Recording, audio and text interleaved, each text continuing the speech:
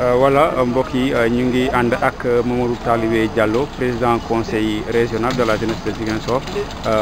tey ñu ngi amal li nga xamante moom mooy désherbage fi nga xamante moom mooy cimetière bu Kantène. Talibé Diallo maa ngi lay nuyu. maa lay fay bu baax. Voilà tey yéen a ngi si cimetière yu Kantène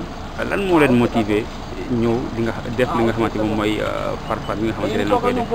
bon boo xoolee histoire cimetière Kantène yi mooy histoire naufragé bateau le Joola bu 2001 bu bateau bi suuxee si biir géej bi ay néew yu ñu récupéré yeneen néew yi ñu indi ko Kantène suul leen foofu depuis lors nag chaque année day am anniversaire donc xam nga rek armeel moom bu tawee day am ñax yi nag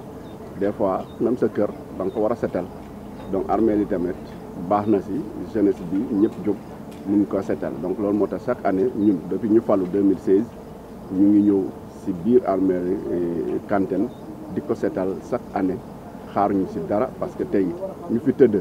ñaan ñu woon loolu yàlla moo dogal ba ñoomu tey ñu des si bateau bi ba gars yi indi leen fii tëddal leen fii donc suul leen si armeel yi donc ñun ñi nga xam ne yàlla bàyyi nañ ba léegi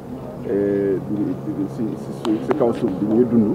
donc encore ay jeunes lañu ay ndaw ñi nga xam ne bokk Casamance donc c'est normal que ñu mën a ñëw setal cimetière yi setal fu nga xam ne armeel yi fu nga xam ne ñooñu foofu la ñu nekk donc loolu moo taxoon depuis 2016 chaque année ñu ngi koy def ensemble avec l'armée police ñu koy def tamit ak waa gendarmerie ak jeunesse bu Casamance pratiquement yëpp ñëw fii daje ñu nga xam ne ay woote rek la ñuy woote ku nekk ñu ne la ba su nangam ñoo la ñuy daje ci armeel yi ku am jot ñëw fekkee ñu seetal armeel yi donc loolu moo waral tey bés bi di gërëm tamit gouverneur mu nga xam ne moo koy piloté moo koy encadré donc loolu moo tax tey ñun jeunesse bu Ziguinchor chaque année en tout cas ñu ngi koy def à travers le conseil régional de la jeunesse. waaw mu nekk li nga yéeg a def tey bu ñu lay laaj jàngat bi nga xamante ne am nga ko si liggéey boobu ban loo ñuy wax si jàngat boobu. jàngat bi mooy citoyenneté la citoyenneté bu ñuy inculquer xale yi pour que ñu xam ne tey ñoom am nañu devoir participer ci développement gox bi nag lii ci la bokk seetal fu nga xam ne ñeneen ñi foofu la ñu tëdd donc yooyu citoyenneté boobu parce que fii kenn fayu kenn da ngay xëy matin nga ñëw liggéey fii ba midi nga ñibbi donc loolu day tax xale bi xam ne bokk na ci réew mi bokk na tamit ñi nga xam ne ñoo war a defar réew mi ñoo war a yóbbu réew mi ci kanam donc loolu ci la bokk donc yërëmande xam ne ñun ñëpp bu tiis amee ñëpp ñoo ko bokk bu comment ça s'appelle bannee amee ñun ñoo ko bokk donc loolu moo tax tiis bi ñun ñoo ko war a bokkandoo pour que ñu fàttale ko nit ñi ne bateau bi amoon na suuxoon na lu tax ma suux mooy surcharge bi pour que nit ñi bàyyi ci xel ci surcharge bi donc parce que gis nañ surcharge yi ñu ngi reyaat ba léegi donc di lancer appel képp nga xam ne mooy jëfandiku yoon bi mooy jëfandiku comment dire bateau bi mais tamit ñi nga xam ne ñoo nekk ci jaww ji nañuy ngir yàlla ñu wàññi surcharge ñu bàyyi ko sax laa bëgg a wax ñu bàyyi surcharge yi parce que surcharge lu nga xam ne vraiment ñun en tout cas waa Casamance ak waa Sénégal waruñu ko def parce que gis nañ ne lu mu jur ci bateau bi ak leneen ak leneen. voilà si sa biir wax junjoo nga fi li nga xamante moom mooy citoyenneté ñu gis ne lu yàgg la li nga xamante yaa ngi koy doxal tey fekk nañu la cimetière waaye laataa ngay ñëw si cimetière da ngaa jaaroon fi nga xamante moom mooy Jemberen jaar si ay gox yu bëri def li nga xamante moom mooy reboisement. waaw noo ko waxee rek. citoyenneté parce que noonu ñun jeunesse bi loolu lañu si dundee parce que suñu kii la suñu ligne la suñu programme la donc wàllu citoyen waa ñu defaraat ay xale jikko yi donc loolu moo tax depuis ñu ñëw ñu càmbar ñu xool ñu diagnostiqué ñu xam ne suñu Casamance bu ñu waxoon ne Casamance dafa verte bu nga xam ne am na alam bu bëri du Casamance boobu Ziguinchor tey boo demee fépp foo dem Ziguinchor gars yi ñu ngi dagg àll bi donc ñun dañoo ne comme ñëpp dañoo ne Casamance àll la Casamance garab yi la Casamance ceci la donc ñun lan la ñu war a mën a def pour que ñu mën a participer pour que garab boobu mën a dundaat ba ñun suñu set yi mun kaa jërëwu loolu moo tax ñu xool il faut que ñu def reboisement mooy jiw si biir Ziguinchor sax boo xoolee si biir ville Ziguinchor da ngay gis ay garab yu ndaw yi nga xam ne am nañ 4 5 6 ans donc ñun ñoo ko jiw ak suñu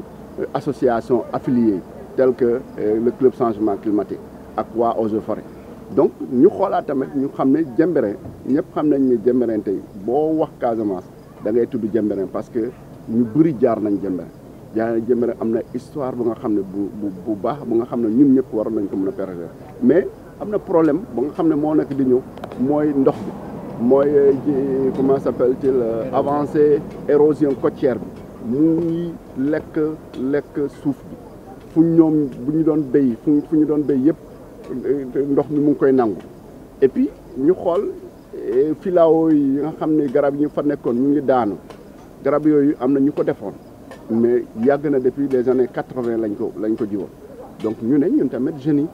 il faut ñu dem ñu participer pour wàññi vitesse ndox bi ni muy lekkee suuf loolu moo tax depuis 4 ans ñu ngi installé foofu benn forêt de filao mooy ñu ngi jiw ay garab pour ñu mën a am foofu àll bu dëgër bu nga xam ne mun na téye suuf bi au moins bu ndox bi ñëwee mu mun a wàññi tuuti doole bi donc loolu moo tax ñu koy jiw foofu donc léegi en tout cas à l'heure là am nañu lu ëpp 10 000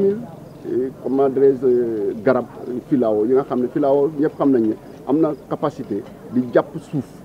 di dëgëral suuf de telle sorte que bu ndox bi tamit ñëwee mu mun kaa repousser donc mais loolu du solution bi mooy état bi ñu ngi koy ñaan ñu ngi koy def appel pour que mu mun a def ay digue comme ni ko defee Mbour comme ni ko defee Saint-Louis mu ñëw si ak programme Waka bi mu mun a def ay digue si biir géej bi loolu mooy tax vagues yi njëkk a ñëw dañuy briser wu foofu bu ñu ñëwee si continent bi du ñu am doole donc di ko ñaanaat di ñaan ñëpp bailleurs yi képp ku nga xam ne vraiment bëgg nga lutter contre l'érosion côtière nga ñëw jàpp si combat bi parce que combat bi ñun ñëpp ñoo ko non parce que man boo xoolee sama formation bokk na si wàllum suuf ak garab parce que man dama def le lycée technique agricole donc xam naa lan mooy sylviculture naka la ñuy jëmbatee ay garab naka lañ koy entretenir mais xam naa tamit lan mooy arboriculture lan mooy njëriñ suuf donc loolu si la bokk parce que dama foog ne tey suuf bi dañ ko war a fixer pour nga mën a fixer suuf bi moo nga téye ci suuf bi il faut mu am ay garab bu loolu amul rek ndox bu ñëwee rek day yóbbu suuf donc bu ko yóbbee finalement boo ñëwee jiw sax doo am lu nga bëgg donc loolu moo tax depuis ma am occasion ba nga xam ne mooy nekk si structure bu mag bu ñu tudd conseil de la jeunesse ma ne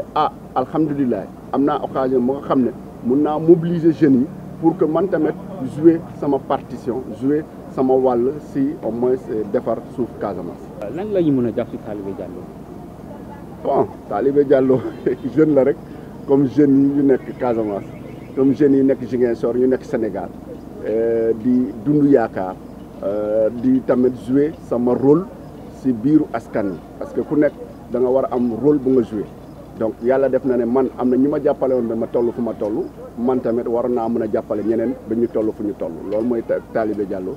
di dund yaakaar di comme toute la jeunesse di def appel pour toute la jeunesse pour que emploi yi gën a bëri pour que xale yi mën a am fu ñuy liggéey. En résumé, vous êtes dans les cimetières de Kantène en train de désherber. Qu'est-ce qui vous a motivé, Talibé Diallo, à faire ce travail? Oui, si vous prenez l'histoire de ces cimetières Kantène, c'est là où se repose une partie des naufragés du bateau le Joola qui est depuis 2001. Donc depuis lors, les gens venaient souvent à la veille de la commémoration pour rendre propre ces cimetières-là. Et nous aussi, depuis qu'on est élu à la tête de ce conseil régional de la jeunesse, qui est une structure fêtière, nous avons pensé également prendre la relève. Et cette relève-là, depuis 2016, nous la continuons. Nous venons souvent ici avec les jeunes pour pouvoir rendre propre ce cimetière, en collaboration avec l'armée et les forces de défense et de sécurité. Quand je parle forces de défense et de sécurité, c'est l'armée, c'est la police, c'est la gendarmerie. Tous ensemble avec les jeunes, avec les autres structures. Nous sommes là et nous essayons de rendre propre les cimetières de Kantène parce que ça participe également à la formation des jeunes, ça participe à la citoyenneté des jeunes parce que quand on est au moment de tristesse, nous devons être unis Quand on est un moment de joie, nous devons être unis. Aujourd'hui, c'est des moments de tristesse, de ceci, qui permet aujourd'hui d'être unis autour de l'essentiel. Alors, est-ce que cela vous a permis de comprendre la leçon de la citoyenneté? Oui, ça nous a permis de comprendre un peu quelques leçons de citoyenneté, de les inculquer, de les propager auprès des jeunes, pour les savoir que la nation doit être unie ensemble et pour qu'on puisse développer notre pays. Et cela doit être dans la tolérance,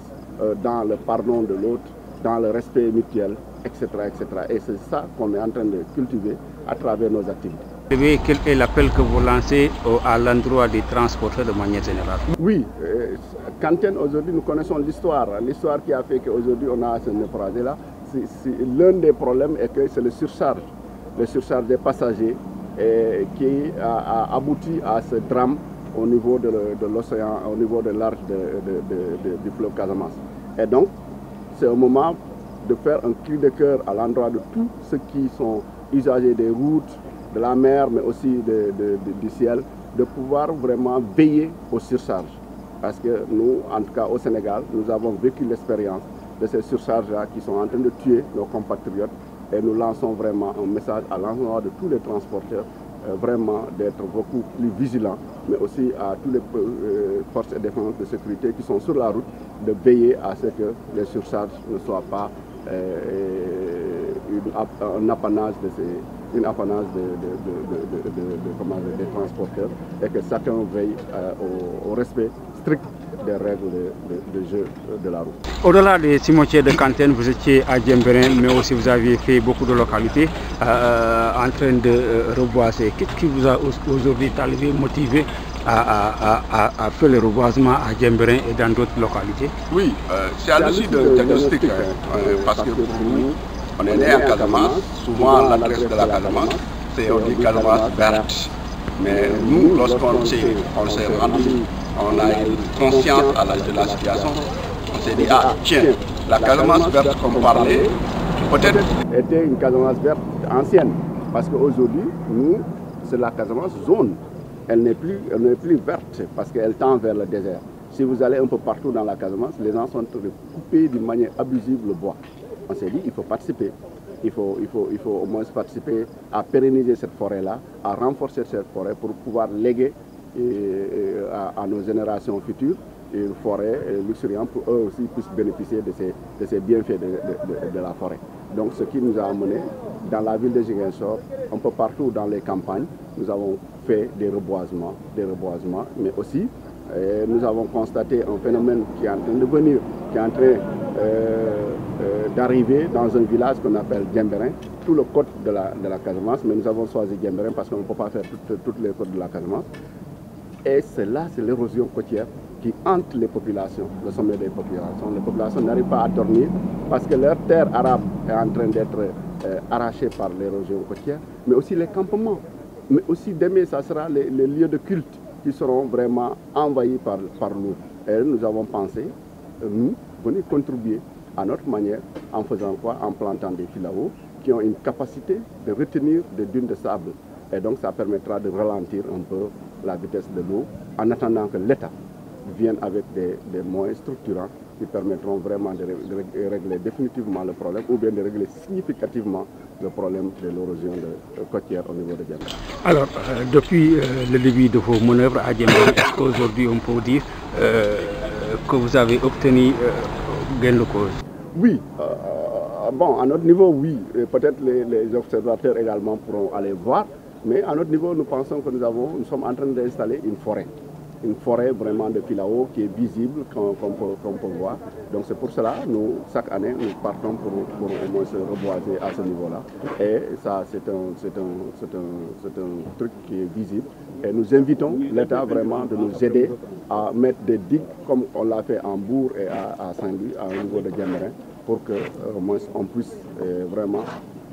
arrêter ou bien ralentir la vitesse de l'eau, parce que les digues là vont permettre de briser les premières vagues et donc l'eau qui va arriver au niveau des côtes ne sera pas violente et donc nous pouvons récupérer la plage comme à Bourg et à Saint-Louis. Pour finir, que retenir de Talibé Diallo? Oui, Talibé, c'est comme tous les jeunes de Ziguinchor. Talibé, c'est comme tous les jeunes de la Casamance qui se bat à contribuer également